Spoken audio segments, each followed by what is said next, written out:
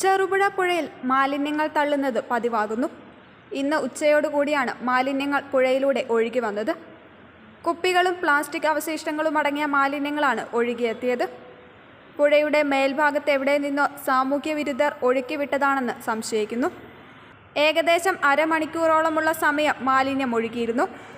പുഴയിൽ മാലിന്യ നിക്ഷേപം സർവ്വസാധാരണമായി നടക്കുകയാണെന്നും ഇതിനെതിരെ അധികൃതർ ഒരു നടപടിയും സ്വീകരിക്കുന്നില്ലെന്നുമാണ് നാട്ടുകാരുടെ പരാതി.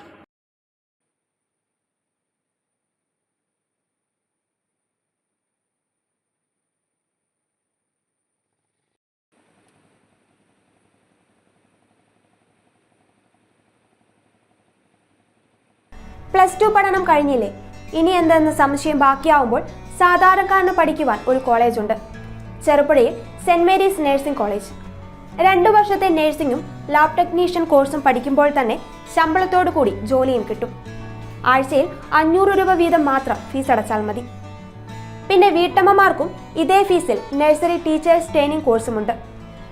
ഇതോടൊപ്പം സ്പോക്കൺ ഇംഗ്ലീഷ്, കന്നഡ കോഴ്സുകൾ എന്നിവ സൗജന്യമായി. അഡ്മിഷൻ ഉറപ്പാക്കൂ.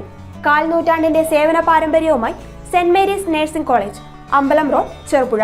Phone 9947771550, 9446007032,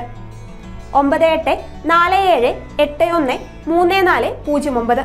land phone 04985 200 228. ചുരുങ്ങിയ ചെലവിൽ ഹോസ്റ്റൽ സൗകര്യവും ലഭ്യമാണ്.